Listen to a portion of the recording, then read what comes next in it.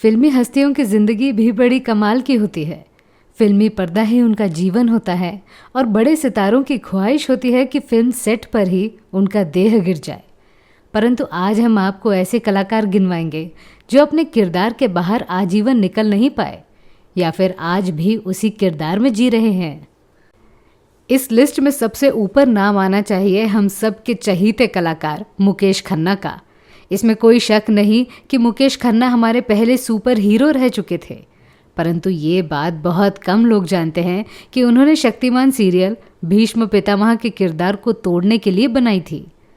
Mukesh Khanna Mahabharat serial के दौरान नौजवान थे और इसमें कोई दो राय नहीं है कि वे एक काबिल अभिनेता भी हैं।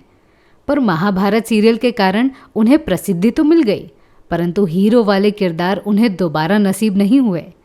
भीष्म पितामह के किरदार में वे इतने रंग गए कि सीरियल बंद होने के इतने साल बाद भी उनके जहन से भीष्म पितामह निकल नहीं पाए हैं। उनका बात करने का तरीका और रहन सहन देखकर यही पता चलता है कि वे इस किरदार को आज भी जी रहे हैं। परंतु हमारे अनुसार उनका तरीका पूरी तरह से वाजिब है, क्योंकि अगर आपके बर्ताव के कारण किसी दूसरे इंसान का मन दुख रहा है तो जायज़ सी बात है कि आपके जीने का तरीका साफ गलत है।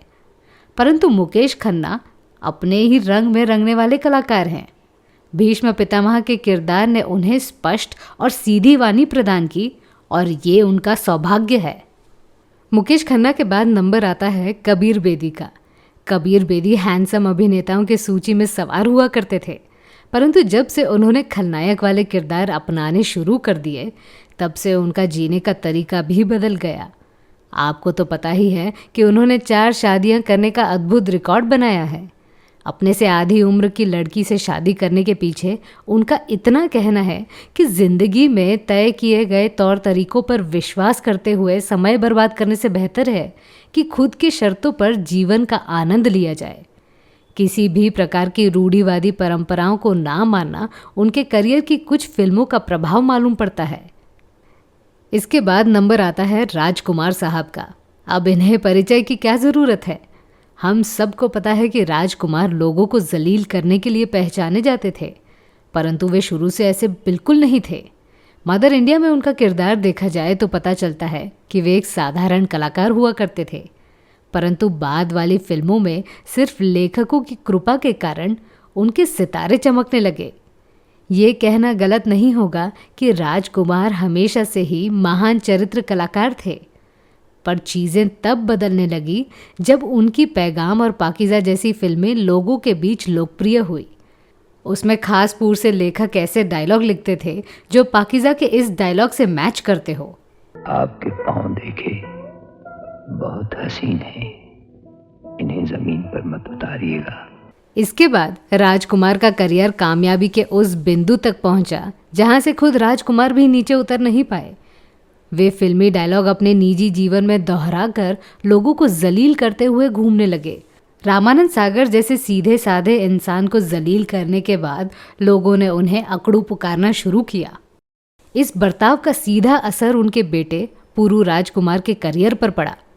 फिल्मकारों को उम्मीद थी कि बाल ब्रह्मचारी फिल्म रिलीज होते ही इंडस्ट्री को दूसरा राजकुमार मिलेगा, परंतु फिल्म हिट होने के बावजूद लोगों ने पुरू राजकुमार को राजकुमार का डुप्लीकेट कॉपी कहना शुरू किया। इसके बाद पुरू राजकुमार सिर्फ और सिर्फ अपने पिता के बर्ताव के कारण लाइमलाइट से दूर हो गए। अगली कलाकार हैं कंगना रनावत। 14 साल की छोटी उम्र में इस काबिल लड़की ने अभिनेत्री बनने का सपना देखा और 18 साल की उम्र में उसने गैंगस्टर जैसी सुपरहिट फिल्म में ज़बरदस्त किरदार निभाकर अच्छी अच्छी अभिनेत्रियों को चुनौती दे दी। कड़ा परिश्रम करके इंसान कहां से कहां तक पहुंच सकता है, इसका ताज़ा उदाहरण है कंगना रनावत।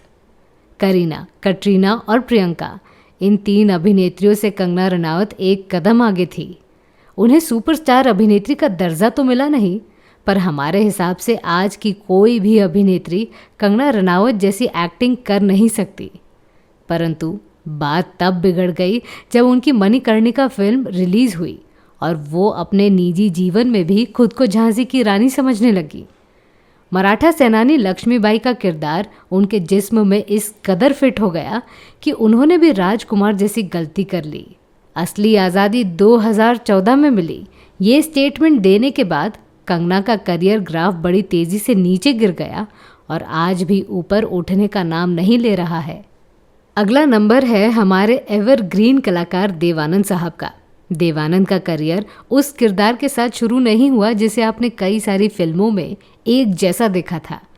हम एक हैं, मोहन, विद्या, जीत, अवसर, सनम, दो सितारे, ये उनकी पहली फिल्में हैं।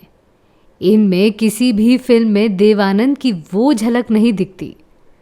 उनका बोलने का तरीका इतना लोकप्रिय था कि दूसरे कलाकार उनकी कॉपी करते थे। अगर आप राजेश खन्ना की एक्टिंग पर गौर करोगे तो पता चलेगा कि कहीं ना कहीं वे देव आनंद की एक्टिंग से प्रभावित थे, परंतु देव आनंद हमेशा से रोमांटिक कलाकार थे। समय के साथ वे अपने आप को बदल नहीं पाए। इसका नतीजा ये निकला कि 1990 के बाद उनकी जो भी फिल्में रिलीज हुई, उन्हें देखकर यकीन करना नामुमकिन हो जाता है कि ये फिल्म एवरग्रीन देव आनंद ने बनाई है। 2011 में उनकी आखिरी फिल्म चार्जशीट रिलीज हुई, जिसमें जैकी श्रॉफ और नसीरुद्दीन शाह जैसे नामी कलाकार थे। जब जैकी श्रॉफ से पूछा गया कि आपने ये फिल्म क्यों की, तब उन्होंने जवाब दिया कि देव आनंद उनके गॉडफादर हैं, उन्हें कोई भी कलाकार ना बोल नहीं सकता। जैकी श्रॉफ की बात 100% सच है। जिस उम्र में इंसान का चलना भी मुश्किल हो जाता है, उस उम्र में देव आनंद नौजवान जैसे काम करते थे।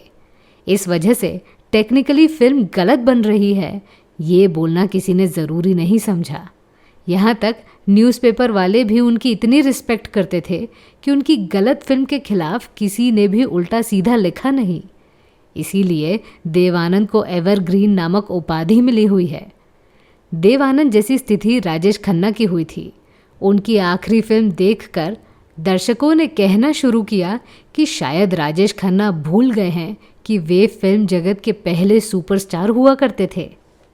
तो मैं थी आपकी अनामिका। मेरी सुनाई हुई कहानी आपको कैसी लगी, ये हमें कमेंट सेक्शन में ज़रूर बताइएगा और हमारे channel biography and real life stories को सब्सक्राइब करना न भूलें। नमस्कार।